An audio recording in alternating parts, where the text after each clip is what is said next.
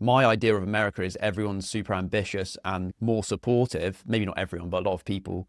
And in the UK, I see more kind of cynicism. And if you stick out from the crowd or you are highly ambitious, you normally get hit back down from society. So, what do you think of the kind of cultural and psychological reasons for America being great for ambitious people? I go to the UK every year, and I was just there for a week, and I spoke with many people, including about this issue. I think the ambition gap between the two countries is truly large. It's not just marginal. So you used the word cynical. I think there's high status in England, for instance, by being negative about things. Your market size is smaller. Your energy costs are 2 to 3 times higher. You're not well positioned to do tech. You're geared as if you're an empire, but you're just not an empire anymore. And then in the last 5 years in particular, more and more startups, they either get bought up by the US or they move to the US. So the people who might ignite this contagion of ambition, we have a lot of them. And that's very unfortunate. And London is so expensive, and there's not quite an ideal second city or third city to live in. So Birmingham is not attractive. Liverpool I like, but it's fairly distant and not so much is going on there.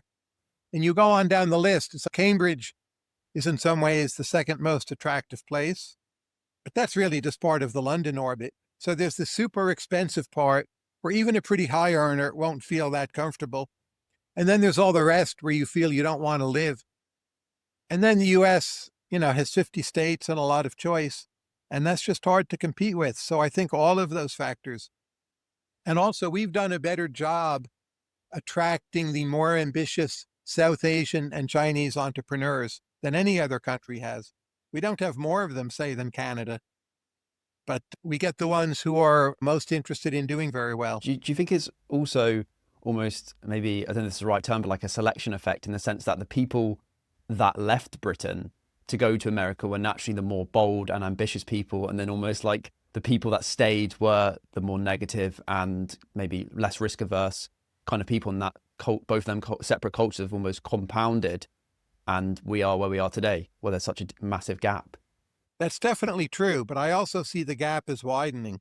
So if I think back to the 1960s or 70s or even the 1990s, the gap was much smaller. So something has happened since then where the benefits of scale for a nation have increased. It's also been very good for China, which of course has done well. And it's hurt really all of Europe, hurt the UK, hurt many other countries. Maybe has not hurt Canada so much. They're in essence a satellite of the US, economically speaking. So with tech, scale is more important, and not that many places have scale. That's driven a lot of it. I think also the suburbs are a big advantage for the US. We have better suburbs. So you have many Pakistanis in the UK. There's all sorts of either problems or perceived problems. You can debate how much is real, how much is exaggeration, but clearly there are problems. Pakistanis come here. They have above average per capita incomes. We have no enclaves. They're in the suburbs and they're in their cars. They're not all clustered together, and they've assimilated pretty well. And that too is a big difference. I guess it's also because the UK is so much smaller, like you're saying about that cluster effect, and because it's just it's almost like a rich city connected to a poorer country in some regards, and the fact that you have so much choice in the US. If you want to do politics, you maybe go to Washington. If you want to do finance, you go to New York. If you want to do tech, you go to California. But like you said, everything in the UK is condensed into one place, and that makes it super expensive. So do you think the UK can ever catch up with the US in the next decades? Or is it literally just, if you're highly ambitious and you live in a country like the UK and you feel like there's more to life and there's more opportunities, it's best to go to the US instead? I don't think you all can catch up, but since 2008, the UK has had virtually zero wage and productivity growth, and you certainly can do much better than that. So one thing I would do is really try to build out Cambridge as a much larger city. There's planning restrictions, but in principle, that's quite possible. And I don't think you'd have to wreck much British heritage. And then in the north, Manchester, Liverpool, they're not that far apart. To turn that into a true number two city, where that's like Dallas, Fort Worth, or Minneapolis, St. Paul, there's even some moves afoot to do that. I think over time that will happen. But again, there's a lot of planning constraints. You need cheaper energy for a lot of that to be cost effective.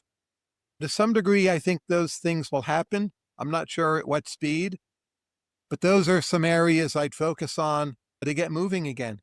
And they're not at all impossible things. Britain has overcome much larger problems in the past. Definitely. And why, do you know any reasons why the energy is so expensive at the moment? Some of it is you don't have your own to the extent the US does, but a lot of it is just you restrict wind power. You don't want to build nuclear. And there's a lot of regulatory issues, planning issues, permits needed, the number of years it takes to produce a new source of energy. It's just not attractive for investment. So you look at the figures for UK investment, they're very sluggish now for quite a while. Some of that is energy, but it's many different things. And it's just not that easy to get things done. And even though London is the world's financial center, in some funny ways, your capital markets are underdeveloped, at least compared to the US. London finances many things other places, but your domestic venture capital market, private equity market, private credit market, again, they're certainly better than in most places, but they could be better yet. And to really drive further, I think those will all have to improve.